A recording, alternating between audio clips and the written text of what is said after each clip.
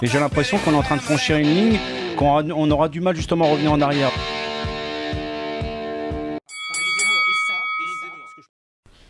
Comment avez-vous vécu le débat? Vous répondez dans le temps que vous voulez.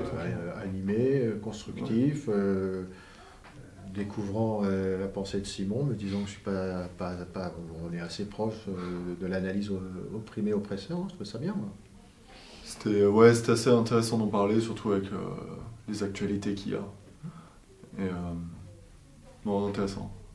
Quel est le point de vue chez votre interlocuteur avec lequel vous êtes le plus en désaccord?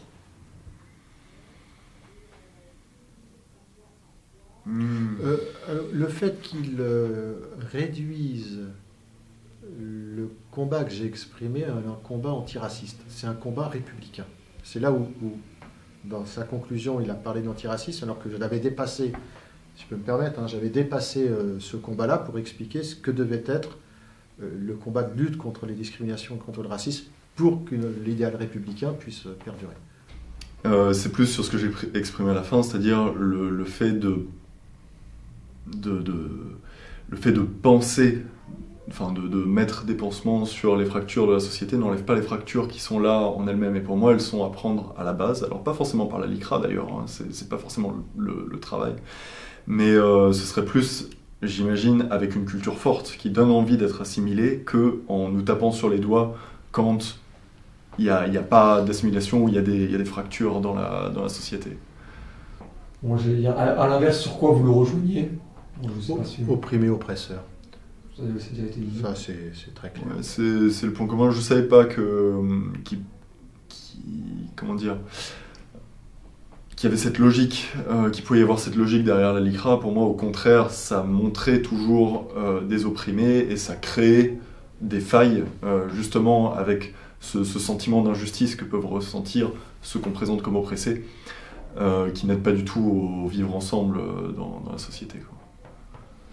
Que pensez-vous de l'état du débat public en France?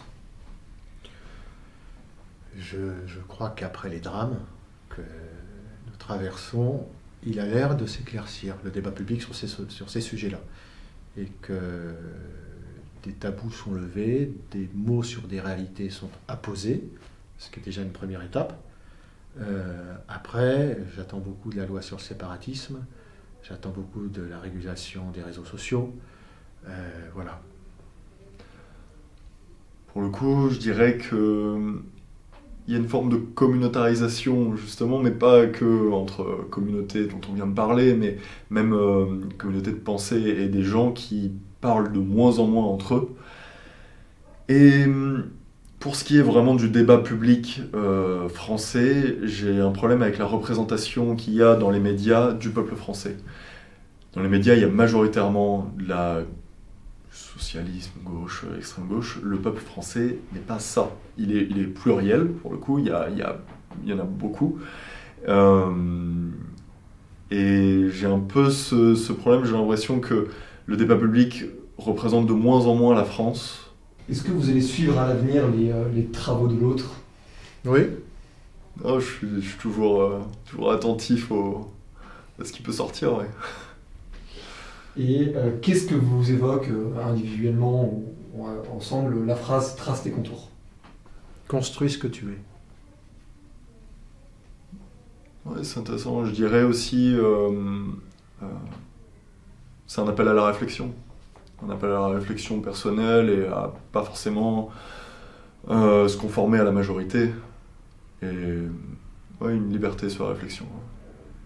Super, merci beaucoup. Merci. Merci. Salut à tous, c'est Valorant pour le crayon et merci d'avoir regardé la partie 2 du ring. Vous pouvez retrouver la partie 1 en description évidemment. J'espère que vous avez bien aimé ce débat là. On va en faire beaucoup plus à partir de maintenant parce qu'il y avait beaucoup de problèmes liés au coronavirus qui avaient complexifié pas mal l'organisation des débats, mais maintenant ça va reprendre à un cours d'emballe. On va essayer d'en faire au moins un par mois, peut-être même 2 si on réussit. Et on est en train de travailler sur le 3e. N'est-ce pas, Anto ? Ouais, bien sûr. Ouais. Ça va un sujet qui va vous plaire, plus clivant que celui-là, je pense. Merci beaucoup à Mario et à Simon d'avoir participé à ce débat. Je pense que ça permettait d'apporter quelques éclairages sur la société actuelle, la manière dont on traite ces problèmes-là. N'oubliez pas de vous abonner et de nous rejoindre aussi sur Instagram. On a ouvert un courrier des lecteurs qui s'appelle la page blanche où vous pouvez nous proposer vos contenus pour qu'on les publie sur le crayon. Le compte est en description de la vidéo. Si jamais vous avez un avis tranché ou envie de nous faire découvrir quelque chose, vous nous l'envoyez, on le met en forme et c'est visible sur la communauté du crayon. Merci de nous avoir suivis et à très bientôt pour de nouvelles aventures. Ah, et n'oubliez pas le Discord aussi, les gens sont très actifs sur le Discord, rejoignez-nous et il y a du débat, vous allez vous amuser, enfin c'est très cool. Discord, lien en description. Effectivement, le Discord est en train de se lancer, on va organiser des débats du coup toutes les semaines sur les sujets qu'on traite sur le crayon. Merci à tous, ciao. Salut.